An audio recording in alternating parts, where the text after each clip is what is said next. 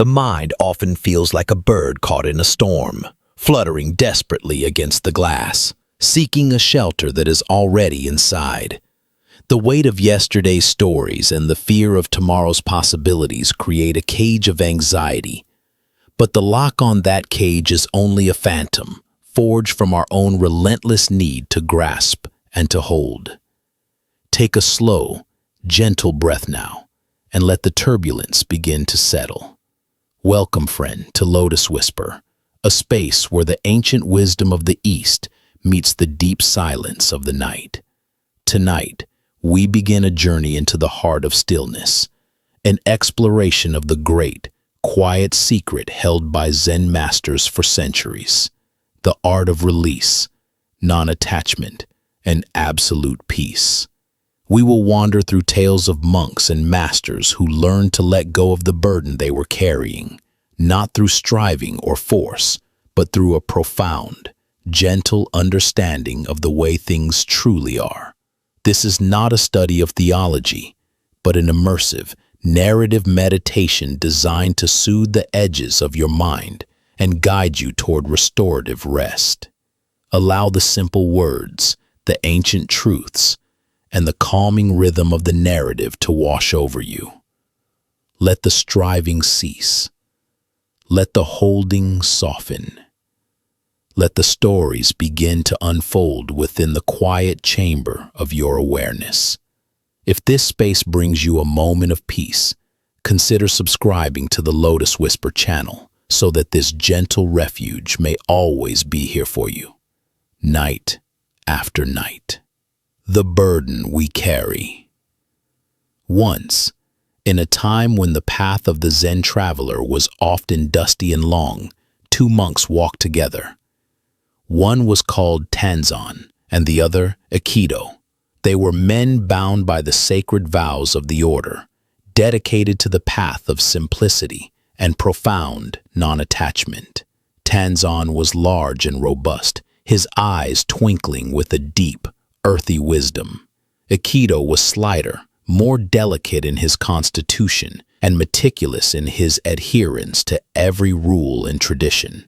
The two men traveled through the quiet countryside, their straw sandals whispering against the dirt road. The air smelled of distant pine and damp earth. They had walked for many hours in a comfortable silence, a life devoid of worldly attachments and sensual distraction.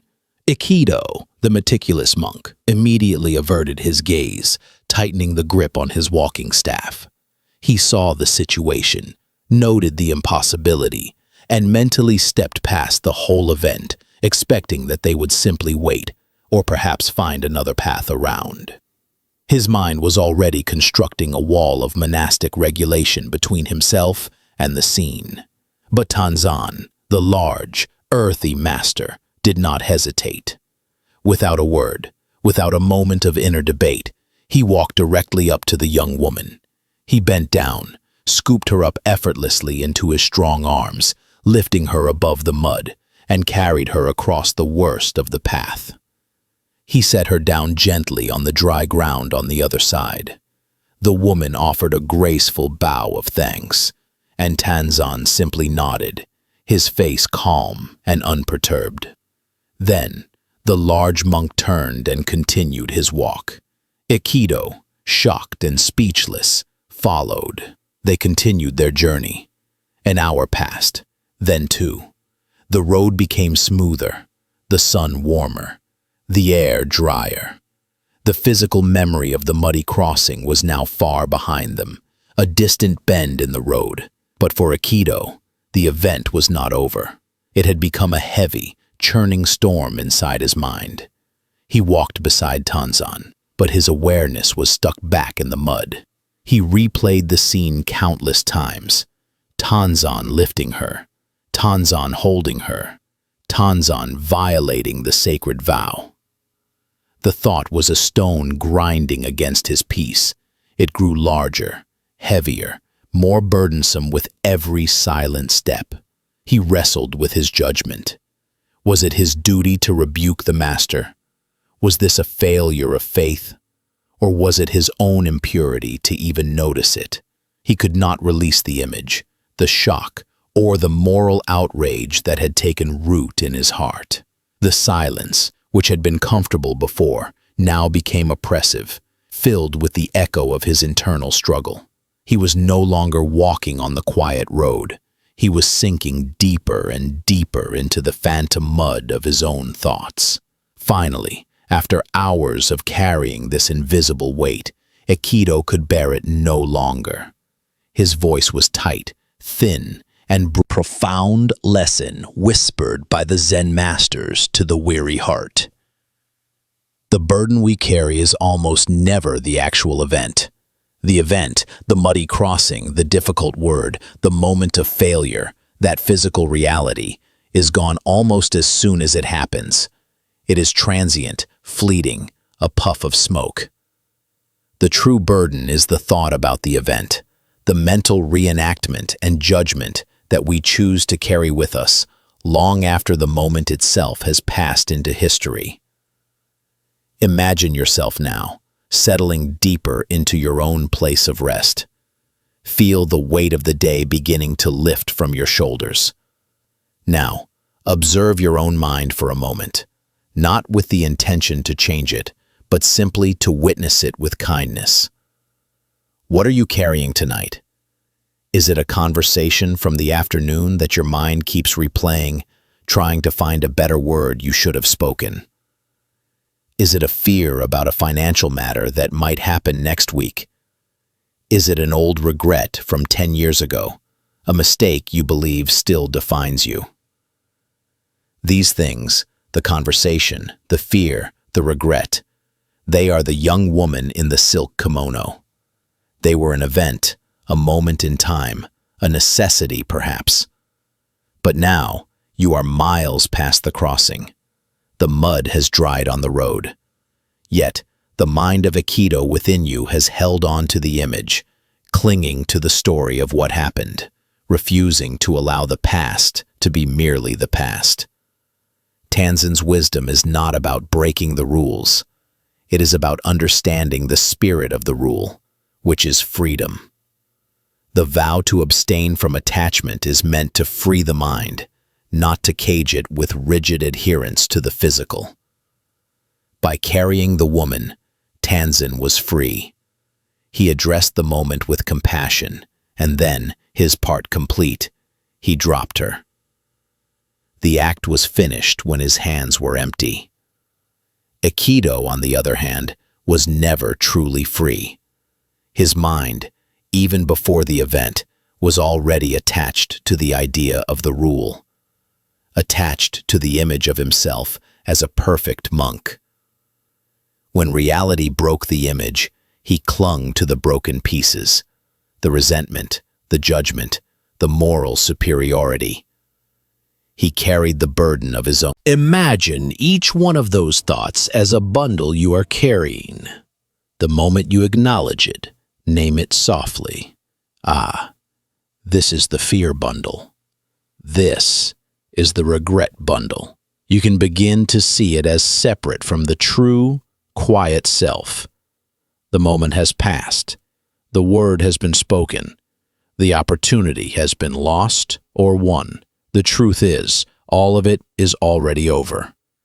You can set the burden down on the side of the road now. You do not need to carry the past forward with you into this sacred space of rest. The past is not a responsibility. It is merely a story that the mind tells itself. And tonight, we choose to stop listening to the stories that weigh us down. Let the mud dry. Let the silk kimono be clean. Let your hands and your heart be empty, ready for the deep, pure silence that awaits. The full cup of mind-lined. Let the memory of the heavy burden of the past continue to dissolve. Let your mind become lighter now, like an empty vessel drifting gently on a quiet river. The story we turn to now carries a deep and gentle truth about how we approach the world, how we approach our own lives, and most importantly, how we approach the path to peace. It is the wisdom of emptiness, not as a void, but as a boundless space ready to receive the universe. In the 19th century, during a time when Zen Buddhism was experiencing a quiet, profound revival in Japan, there lived a master named Nan-in. He was known for his simple, direct teachings, his utter lack of pretension, and the purity of his presence.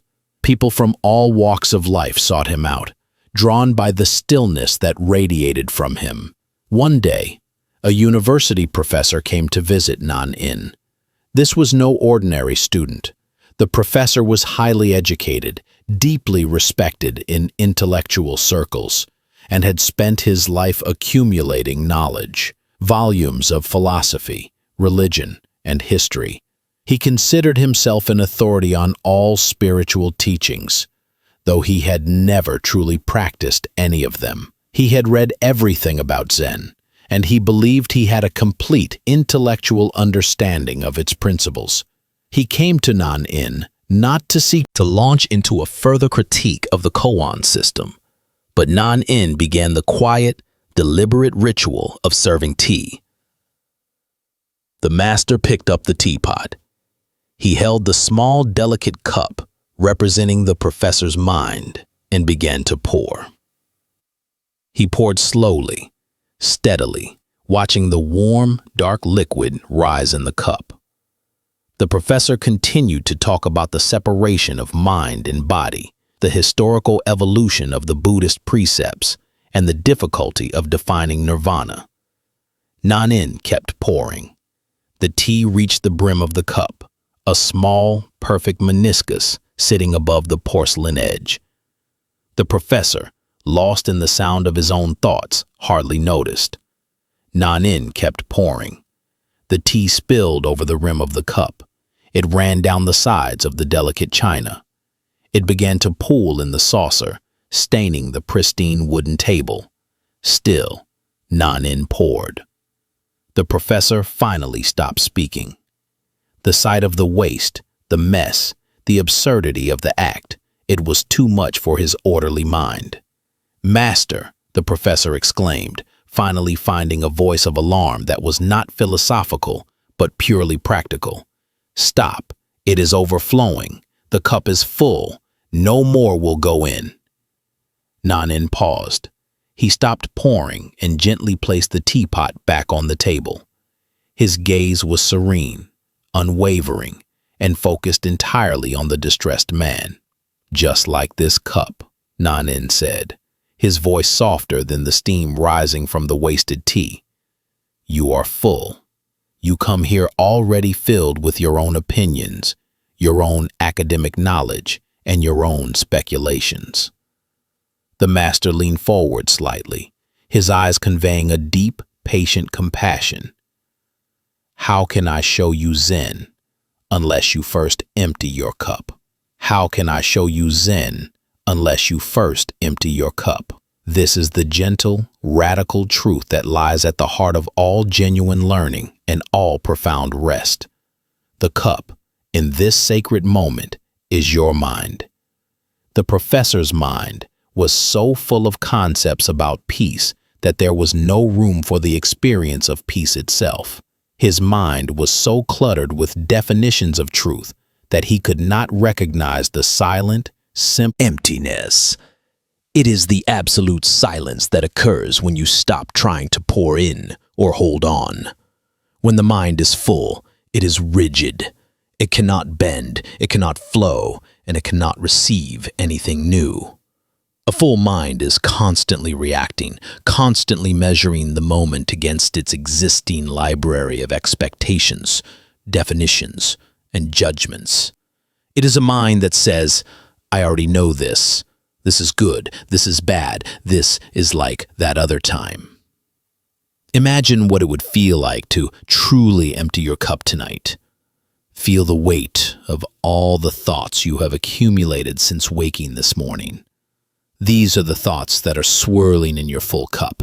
The thought that says, "I should have achieved more today." The thought that says, "Why did they say that to me?" The thought that says, "My plan for next week must be perfect." the thought that says, I am worried about my health. Each of these is a drop of tea, a fragment of an unnecessary story. And as you try to pour the silence of the night into this already full cup, it simply spills over, wasted, resulting only in agitation. The wisdom of non-in teaches us that true peace begins with Shoshin, the beginner's mind. The beginner's mind is the state of total, innocent receptivity. It is the mind of a small child watching a drop of water roll down a window pane for the very first time. There is no history, no judgment, no definition, only pure, present awareness. In the expert's mind, there are few possibilities. In the beginner's mind, there are infinite. Tonight, you do not need to be an expert in sleep. You do not need to be an expert in Buddhism. You do not need to be an expert in your own life. You only need to be willing to empty the cup and become a beginner again. Let your mind shed the heavy robes of its expertise. You know the feeling. It is the feeling of entering a completely new place, a foreign country, a quiet forest you've never walked through, or a beautiful, empty room. For that first moment, the mind is humbled, quieted, and forced to simply observe. It cannot use its old labels. It is empty, and therefore it is present. This is the gentle practice. He was striving to be smart, striving to be right, striving to define peace. But Zen and the peace you seek is not about defining or striving. It is about being. It is about the empty, silent background against which all of life unfolds. Imagine now a gentle stream flowing through your mind, and that stream is carrying away all the old tea. With every slow, gentle exhale, feel the level in your mental cup drop a little lower. The stream is carrying away the worry about tomorrow. The stream is carrying away the list of things you forgot to do. The stream is carrying away the narrative that your life should look different than it does right now. Pour it all out. There is no need to hold it. Holding on to these things is exhausting. It is the full cup that is heavy. The empty cup is light, spacious, and free. When the cup is empty, it is ready. It is ready for the deep quiet. It is ready for the silence to settle, not just around you, but inside you. As you drift closer to sleep, remember this lesson from non-in. Do not strive to fill your mind with peace. Strive to empty your mind of agitation. Do not look for an answer to your life. Simply release the question. The master is not pouring tea to teach you a lesson about pouring. He is teaching you a lesson about capacity. You cannot take another step forward on the path of rest until you stop clinging to the steps you have already taken. You cannot receive the stillness of the night until you stop demanding that the night be filled with your own noise. Be empty. Be spacious. Be the simple, receptive vessel. Let the noise of the day spill away and leave you pristine, ready to be filled, not with knowledge, but with the boundless, silent peace of the universe. The cup is empty now. You are ready. Part 3. Beyond the clap of two hands. We continue our quiet journey, floating now past the burdens of the past and the fullness of concepts. We are seeking a deeper silence, a place where the mind's usual machinery of thought and distinction finally comes to rest. The teaching we encounter now is one of the most famous and profound challenges in the history of Zen. A simple question that demands the student go beyond all known methods, producing a sharp, resounding noise. You have heard the sound of two hands clapping, Hakuin would say, his eyes piercing the student's prepared defenses. Now, what is the sound of one hand? The student, who had perhaps spent years studying texts and practices, would suddenly find all their accumulated knowledge rendered useless. The sound of one hand. Think of the impossibility of the question. Sound, as we understand it, is a vibration caused by two objects meeting. The two hands. Hakuin's instruction immediately forces the mind into a paradox. It demands something that cannot exist according to the established rules of the physical world, or the established rules of logic. The vast majority of students, the seekers, would immediately retreat into the known world of thought. They would search for an answer in the only place they knew how to search, the library of their own concepts. They would return to Hakuin, offering him the logical, conceptual answers their full cups had contained. Master, the sound of one hand is silence. A good, safe, conceptual answer. Master, the sound of one hand is the wind in the pines. A romantic, poetic answer. Master, the sound of one hand is the voice of the Buddha. A spiritual, religious answer. To each of these clever, conceptual answers, Hakuin would simply shake his head. No, he would say. That is the sound of your thought about the one hand. I am asking for the sound itself.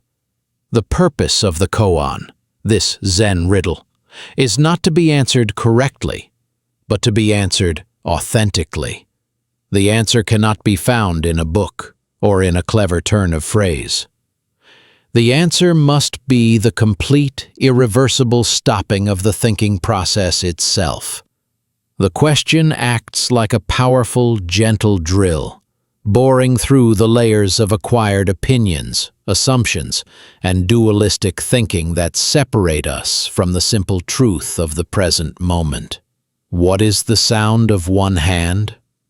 The student, having exhausted all conceptual possibilities, would finally be forced to abandon the intellect mind when it is not operating in a pair of opposites. Not the sound of the hand and the non-hand, not the sound of silence and the sound of noise, not the sound of being and the sound of non-being. It is the sound of non-duality. This is what Hakuin's question offers us tonight, an invitation to go beyond the clamor of the dualistic mind. Your mind in its natural state is a clapping machine. It operates by opposition. I am happy, clap. I am sad, clap. I am succeeding, clap. I am failing, clap. This person is good, clap. That person is bad, clap. I love this thought, clap.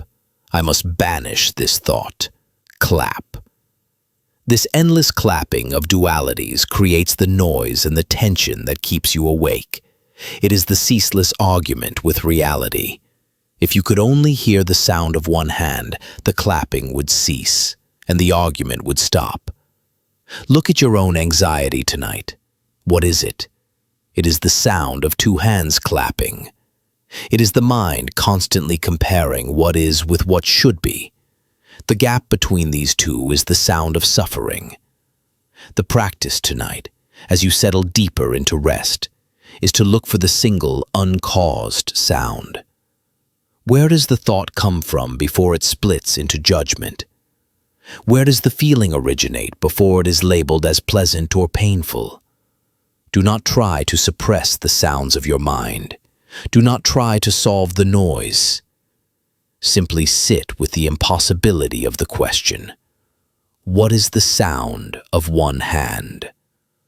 Let this impossibility become a soothing drone, a gentle, insistent vibration that slowly dissolves the walls of your logic. You don't need an answer. The true teaching is in the effortlessness of the quest. When the striving stops, the sound is revealed. Imagine that your awareness is not the sound itself, but the vast empty space in which the sound, or the lack thereof, takes place. You are the stillness of the midnight air, not the sound of the owl flying through it. You are the quiet, stable ground, not the footfall on the path. When the logic of the mind is exhausted, when the mental hands drop away. Let the logic fade. Let the single true sound be the last thing you hear before you surrender fully to the night.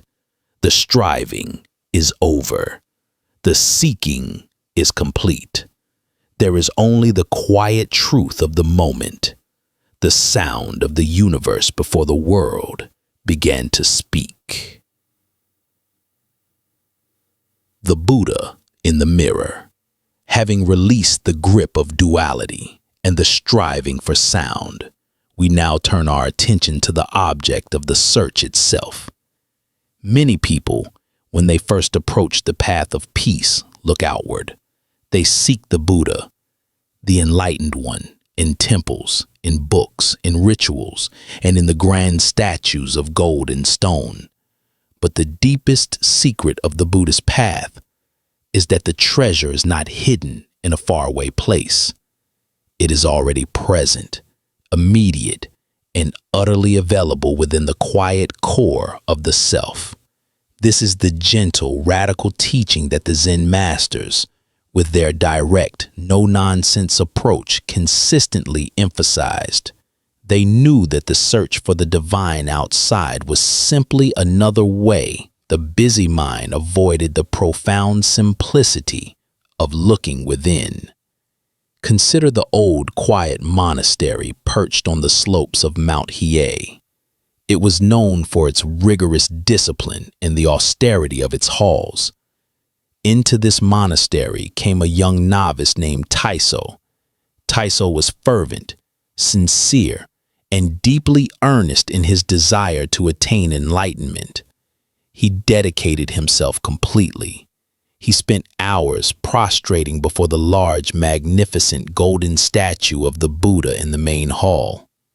He would sit in silent meditation until his knees ached and his back protested, trying with all his strength to become enlightened, trying to find the Buddha. One day his master, a man named Genshin, found Taiso hunched over the wooden floor, polishing a small, worn wooden block with great intensity. Taiso's movements were precise, dedicated, and tireless. Genshin watched him for a long moment, a gentle, knowing look in his eyes. "Taiso," the master asked softly, "what are you doing with that piece of wood?" Taiso stopped polishing, looked up, and quickly stood up about the beautiful old floor. "Why are you rubbing that stone so hard on the wood?" Genshin paused, holding the stone in his hand, looking down at the mark he had made. "Ah," the master said, looking up at Taiso with a profound innocence. "I am trying to make this stone into a mirror. I figured that if I rub it long enough and hard enough, it will eventually become a flawless mirror." Taiso stared at him. "But master," he said, puzzled, "a stone, no matter how hard you rub it, can never become a mirror. It is its nature to be rough, not reflective."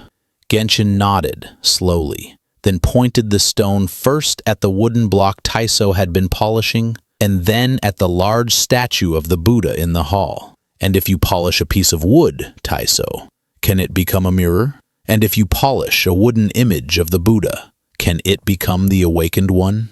The master's voice dropped to a quiet whisper, delivering the central teaching. "You, Taiso, are trying to polish your actions and forms, your prostrations, your strict sitting, your effort to turn yourself into something other than what you are right now. But your true Buddha nature, the peace and clarity you seek, is not a reflection. It is not something you create by relentless friction. It is already the flawless, shining mirror itself." Genshin tapped the novice gently on the chest. "The nature of the wood is wood, and the nature of the stone is stone, and the nature of the self you seek is already the Buddha. Stop trying to turn one thing into another. Stop trying to find the Buddha in the golden statue or the polished wood. You are the Buddha in the mirror. The practice is not polishing. It is simply removing the dust. The dust, friend, is not the dirt of the world. The dust is the relentless motion of your own thoughts, the striving, the labeling, the worry, the anxiety, all the things you are trying to do to become something you already are. We carry this habit of polishing into our search for rest. We try to polish our worries by thinking them through one more time. We try to polish our sleep by forcing ourselves into certain positions or demanding specific conditions. Of striving, the polished surface is revealed. It has been there all along, beneath the layers of effort. Allow your practice to become one of radical non-doing. The only thing you are asked to do now is to allow the deep truth of your own presence to emerge. Allow your breath to breathe itself. Allow your body to rest itself. Allow your thoughts to drift away without chasing them or judging them. You are the Buddha in the mirror. You do not need to look outward. You do not need to seek validation. You do not need to wait for a feeling of perfection or enlightenment to settle in. Look into the stillness of your own awareness. It is clear. It is quiet. It is already whole. There is no defect to repair. There is no fault to scrub away. The entire path of rest is summarized in this one quiet lesson. Stop polishing the stone. Stop trying to turn what is transient and rough into something eternal and flawless. Recognize the flawless, eternal stillness that is already the foundation of your being. The Buddha is not miles away sitting on a lotus in a distant heaven. The Buddha is the simple, breathing awareness that is listening to these words right now. Be that awareness. Be the mirror. Let the dust settle. Let the friction cease, and simply rest in the profound, effortless reality of who you truly are. The polished, quiet self is already here. The early journey of the ox herder. Now, we shift our narrative gaze from the direct confrontation of the koan to a gentler, more visual, and deeply metaphorical journey. This is the story of the 10 ox herding pictures, a classical Zen sequence that maps the entire process of spiritual awakening and the ultimate return to the world. Tonight, we will settle into the quiet, often tumultuous beginning of this quest, the first 4 stages of the journey, the universal experience of seeking. Imagine a young ox herder, restless and dissatisfied. He is, of course, everywhere, but the herder's agitated mind and restless gaze prevent him from seeing what is right in front of him. This image reflects the anxiety that keeps us awake at night. We feel a deep need for peace, for rest, for meaning, and we look for it in the wrong places. We frantically seek a solution outside the boundary of the present moment. We try to grasp the ox with the hand of the mind, which only chases it further away. Tonight, notice that frantic herder within you. Notice the part of your mind that is still searching. Gently acknowledge its exhaustion. The first step on this path is simply to recognize the search, to see the seeking mind for what it is. The search is the movement of the mind away from itself. 2. Finding the traces, seeing the footprints. After a time of relentless, frustrating effort, something shifts. The herder pauses, perhaps sitting down in utter weariness. He stops trying to catch the ox and simply rests his mind. And in that moment of stillness, he sees it, the traces, the clear footprints of the ox on the dusty riverbank. He hasn't seen the ox itself, but he has seen the evidence that the ox has been here. The traces are the first gentle glimmers of realization that the path is real. They are the moments when we encounter a profound teaching, or feel a surge of unexpected peace during a moment of silence, or realize the depth of our own kindness. The traces are the signs that the mind is beginning to quiet itself. They are the subtle shift in perception when you realize that your anxiety is just a thought, not a fact. They are the fleeting, sweet moments of relief when you understand that the true self is not the constant, chattering voice in your head. This discovery brings a surge of hope, but also a renewed, focused effort. The herder now knows the direction.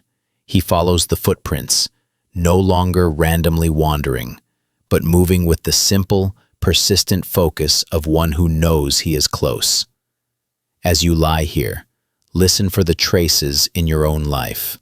The soft sound of your breath, that is a trace of the living moment. The feeling of the comfortable sheets against your skin, that is a trace of simple reality. These small, immediate facts of life, thoughts or their concepts. It is the moment of satori, the flash of realization when the veil is lifted.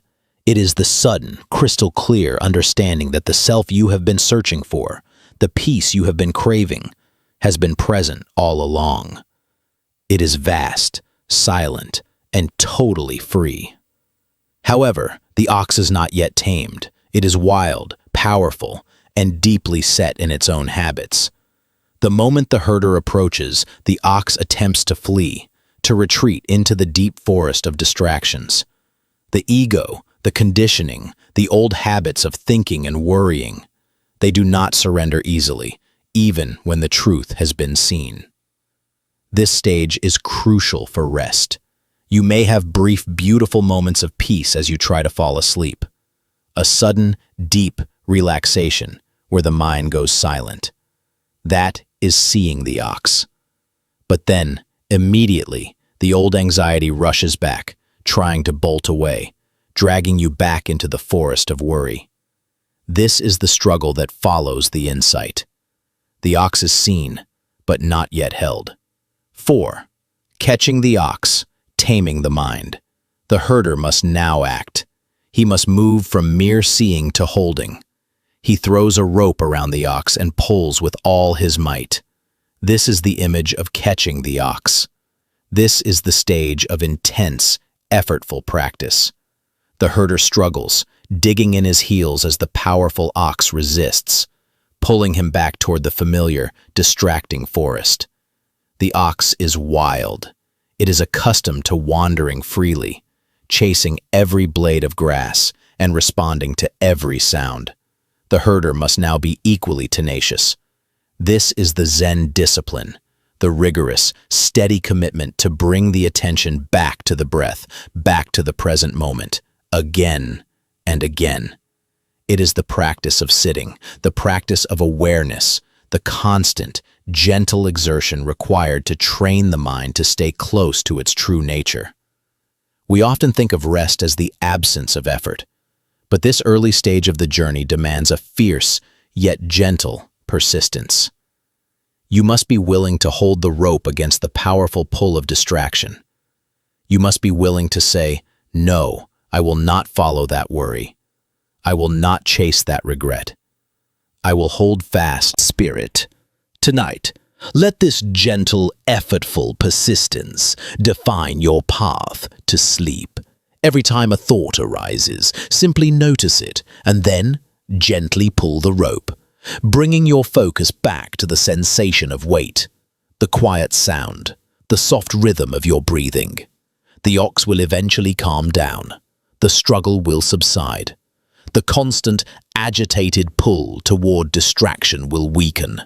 But for now, hold the rope. Be present. Be persistent.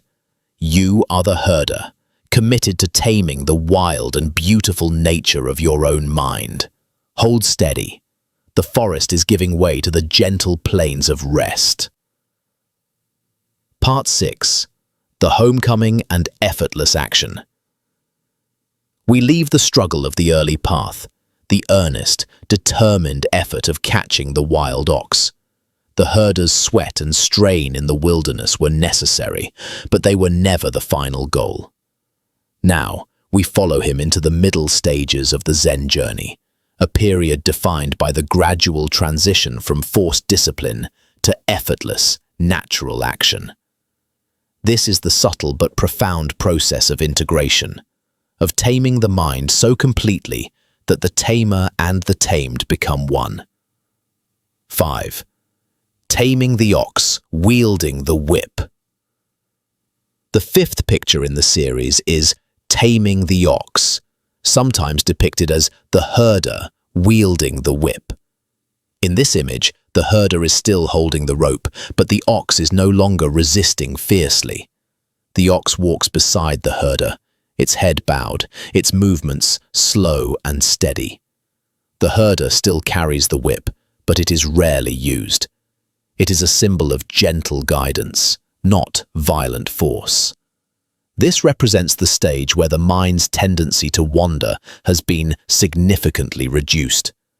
The wild habits of worry, distraction, and self-criticism still arise, but they are weaker, and the herder, the observing awareness, is strong enough to guide them back instantly.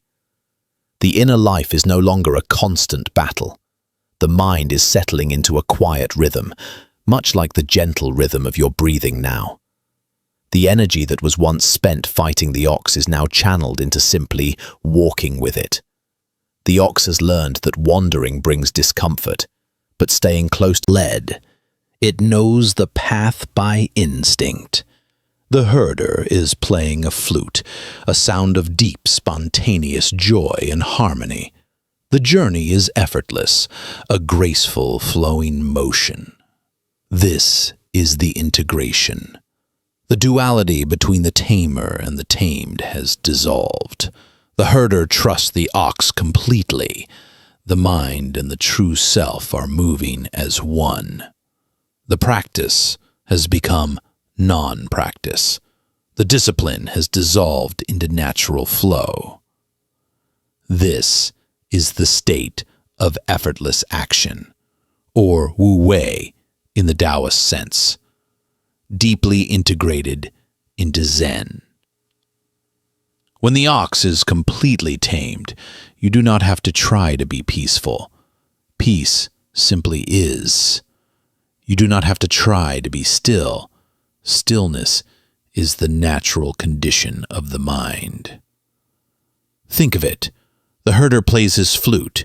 He is not trying to play. He is simply expressing the joy of the journey. The ox is not trying to walk. It is simply moving in its natural rhythm. The peace you seek is not a heavy destination. It is the effortless flow of your own life force, when the friction of the ego is removed. As you fall deeper into rest now, allow your mind to ride the ox. Stop carrying the rope of effort. Stop wielding the whip of discipline. Let the ox of your deeper consciousness carry you. You are safe. You know the way home, the quiet return to the source of your own stillness. Let the music of the flute, the soft, quiet joy of simply being, be your lullaby. 7. The ox forgotten, the man remaining, the transcendent self. The seventh picture marks a profound turning point. The ox is forgotten, the man remaining. The herder has reached his home, a small, simple hut, perhaps under a solitary tree. The ox is completely gone from the scene. The herder sits alone, completely at rest. He is not meditating in a formal posture. He is simply sitting. He gazes at the moon, or perhaps into the empty distance. What happened to the ox? The ox, which represented the true self or Buddha nature, utterly silent, watching the vast empty space of the night. Let your consciousness expand into that quiet room now. Release the very idea of what you are trying to achieve. The goal has dissolved into the simple reality of being here, now, at rest. There is nothing to guard, nothing to chase, and nothing to hold. You have arrived. The journey is over. The silence is profound. The barrier of nothingness. We move now toward the heart of the great Zen paradox, a simple word that has stopped the striving mind in its tracks for centuries. Having learned to release the burden and to ride the ox of awareness, we now face the ultimate barrier, the gate to absolute freedom, which is guarded by the single, powerful word, Mu. This is the famous Koan Mu, the first and perhaps most essential of the 48 cases in the gateless barrier, Wumen Guan in Chinese, or Mumon Kan in Japanese. It is a teaching that demands you stop thinking about reality and instead shatter the lens through which you perceive it. The story begins with a curious monk approaching the great Zen master Joshu Jushin, or Zhaozhou Chongshen. Joshu was an ancient, revered master, famous for his razor-sharp, direct wisdom. He lived a life of profound simplicity, never compromising the truth for the sake of comfort or ceremony. The monk, seeking a definitive answer to the core question of the Buddhist path, asked, "Does a dog have Buddha nature?" Now, the monk was testing the master. He already knew the doctrinal answer. According to the traditional Buddhist scriptures, every sentient being, from the smallest insect to the largest elephant, possesses the potential for enlightenment, the inherent Buddha nature. If you were to ask any scholarly master, they would immediately respond, "Yes, of course, the dog has Buddha nature."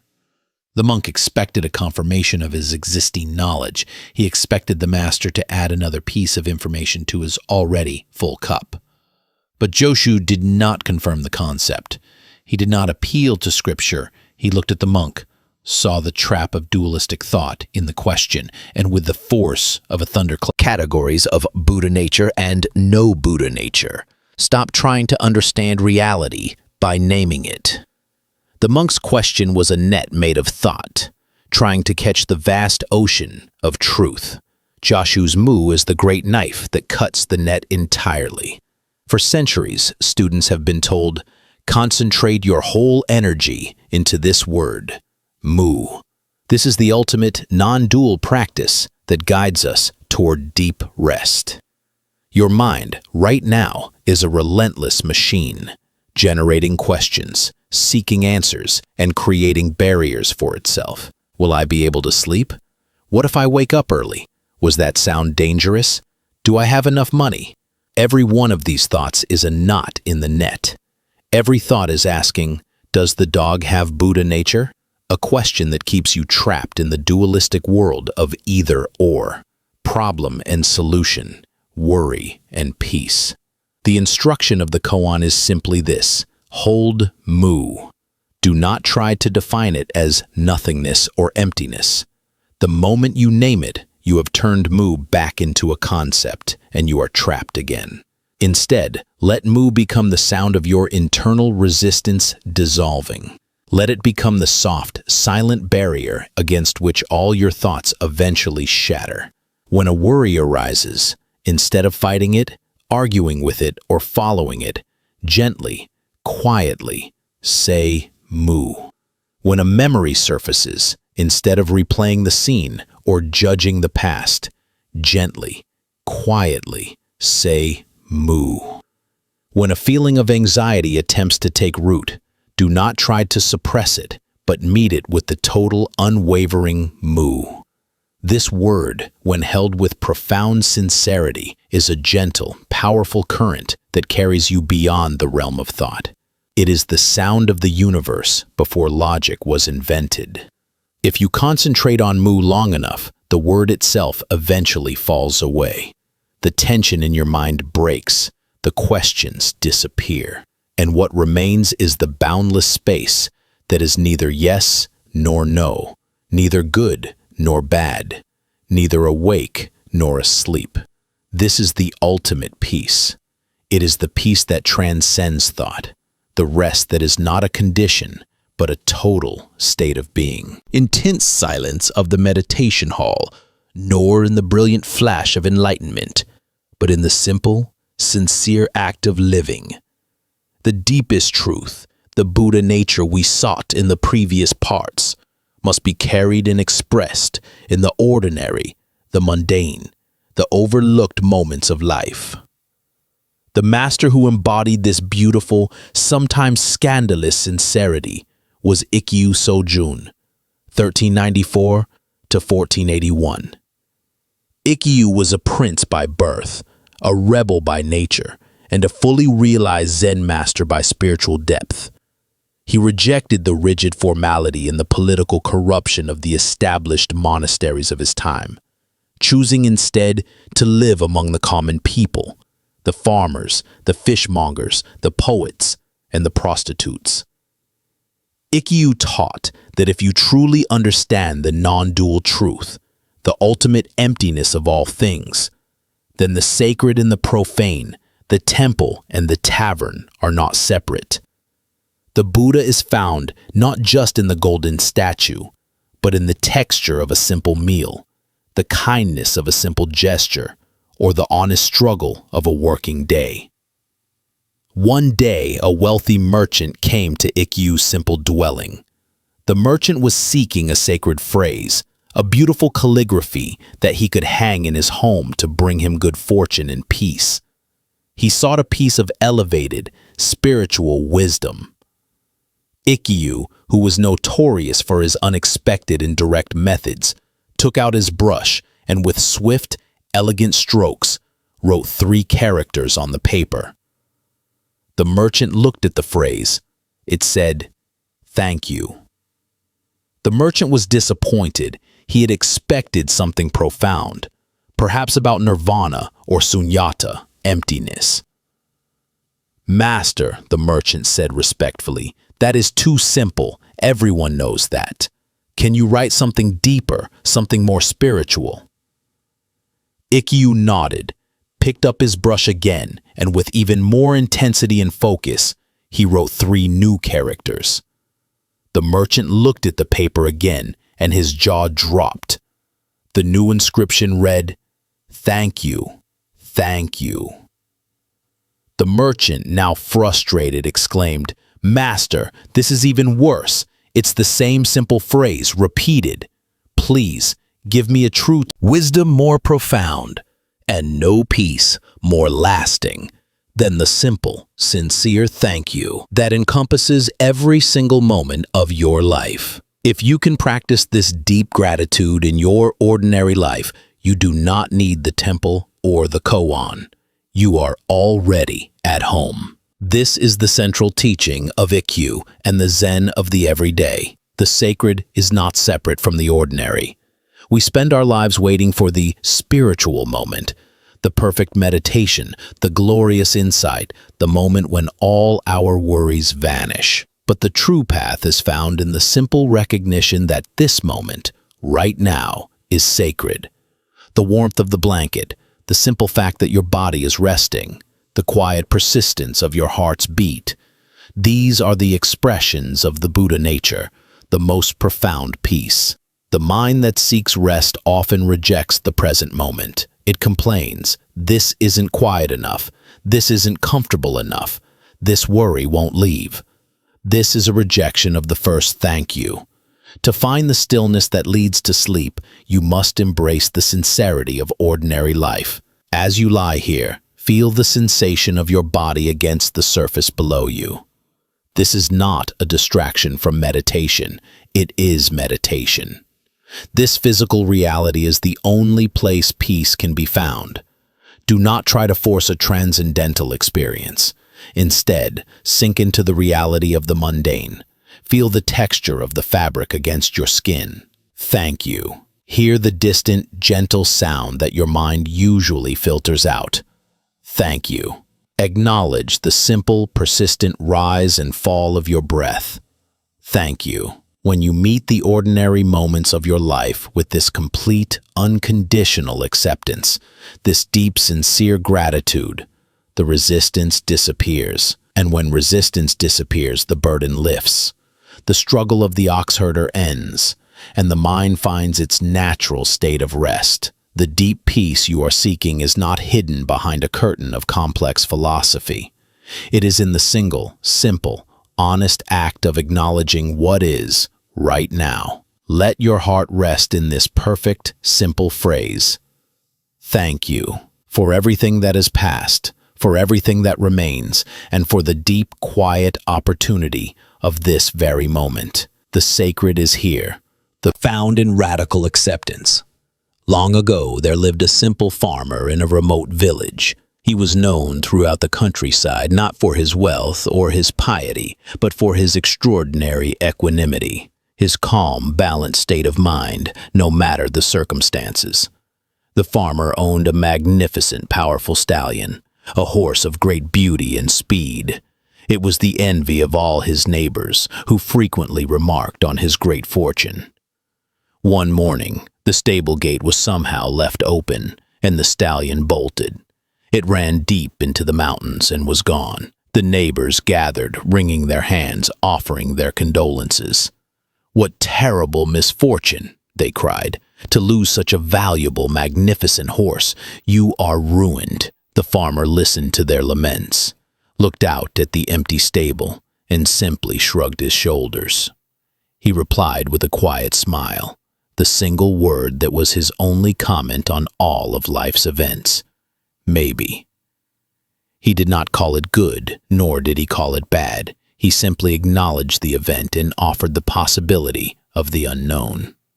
A week later, the magnificent stallion returned from the mountains, but it was not alone. It had returned, miraculously, leading a dozen wild horses into the stable, horses of equally fine stock. The farmer had lost one horse and gained 13. The neighbors rushed to his house, congratulating him profusely. "What incredible fortune!" they exclaimed. "You have gone from poverty to riches. You must be the luckiest man in the world." The farmer accepted their praise with the same quiet demeanor. He looked at his full stable and replied once again with his simple, profound word: maybe. He did not call it good, nor did he call it bad. He remained in the middle ground of uncertainty. A few days later, the farmer's only son, a strong, vibrant young man, was attempting to tame one of the newly captured wild horses. The horse reared up, throwing the boy hard to the ground. The son's leg was badly broken, shattered in a way that would require weeks of agonizing rest and would leave him with a permanent limp. The neighbors once again converged on the farmer, shaking their heads in pity. "What tragedy!" they groaned. "The very horses that brought you riches." "Understanding. Master," they said, bowing low, "your wisdom is boundless. The injury to your son, which we called a tragedy, has saved his life. You are truly blessed. It was a marvelous stroke of fortune." The farmer, now an old man, simply sat, watching the sun set over the distant mountains, casting its deep, rich colors across the fields he would now tend alone. He nodded gently and whispered his quiet, life-defining word one last time: maybe. The entire secret of deep rest is contained in that one word: maybe. We exhaust ourselves every day by clinging to our labels. We attach to the story that the stallion is good or the broken leg is bad, and in the process, we become a slave to our fluctuating circumstances. When things are good, we worry about losing them. When things are bad, we fight desperately against them. The struggle is not with the event itself, but with the label we place upon it. The farmer's mind was at peace because he refused to attach his identity or his happiness to the fleeting nature of events. He understood that everything is perpetually changing, and every apparent loss may contain a seed of gain, and every apparent gain may contain a seed of future loss. The peace is in the radical, unconditional acceptance of impermanence. Tonight, this wisdom is your final lullaby.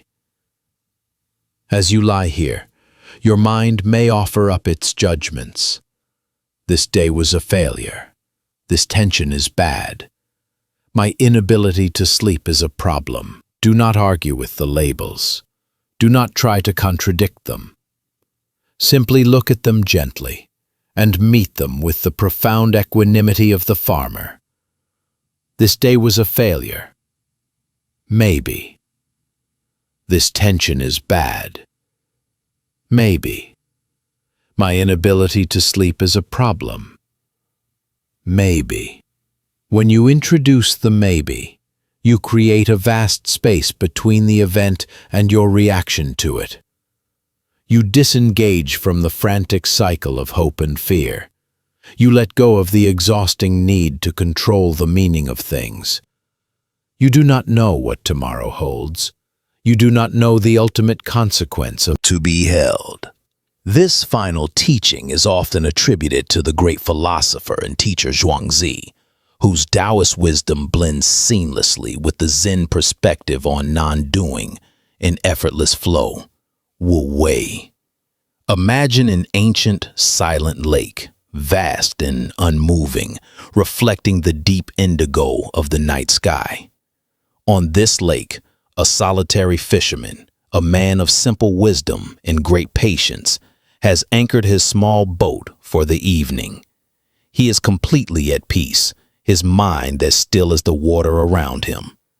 He is not trying to catch anything. He is simply being the fisherman on the quiet lake. As he rests in this state of profound non-striving, another boat suddenly appears from the darkness. It is moving quickly, carelessly, and without warning it crashes violently into the side of the fisherman's boat. The impact is sharp and jarring, shaking the fisherman from his quiet reverie. His first reaction, the conditioned, instinctual surge of the ego, is a rush of anger. He opens his mouth to shout a furious reprimand at the careless person who has shattered his peace and damaged his property. He is ready to unleash his blame, his judgment, and his righteous fury. The words of anger are already forming on his tongue, but just as he is about to speak, he looks up, peering through the dim, heavy moonlight to confront the other vessel, and he sees that the boat that struck him is empty. There is no one inside, no careless rower, no drunken captain, no arrogant person to hold accountable. The boat was simply adrift, propelled by a random current or a sudden gust of wind. It was merely a piece of wood colliding with another piece of wood. The anger instantly, completely, and utterly dissolves. What is the object of his anger now? The man realizes with a profound, calming clarity that his anger was not caused by the boat, but by the assumption of a person inside the boat, a willful, conscious agent to blame. The moment the person disappears, the fury disappears with it. He simply sighs, adjusts his boat, and returns to his quiet stillness. He has learned the deepest secret of non-resistance. This is the beautiful, quiet truth of the empty, the person of our own fundamental inadequacy. And so, we live in a constant state of internal shouting, perpetually trying to blame, argue with, or punish the imaginary person inside the empty boat. This internal conflict is the very agitation that prevents deep, lasting rest. Tonight, as you lie here, feel the profound invitation to empty the boats that are sailing through your awareness. Every time a thought of worry or resentment arises, ask yourself, is there a person inside this boat? The worry about tomorrow is an empty boat. It is a bundle of impersonal neural activity, of random projections, of conditioning. There is no willful person inside the worry boat steering it toward you. The memory of a slight from the past is an empty boat. The action was driven by the other person's pain, their ignorance, their own full cup. There is no willful, malice-driven person inside that memory boat to sustain your resentment. The moment you recognize the boat is empty, the anger, the blame, and the tension instantly collapse. There is nothing to fight. There is no one to blame. There is only the impersonal reality of things bumping against each other. This is the essence of graceful release. To release a thing is not to suppress it, but to realize its ultimate impersonality, its emptiness. It has no solid, permanent self to attack or to hold on to. Let the final thoughts of the day simply drift by. Do not try to shout at them.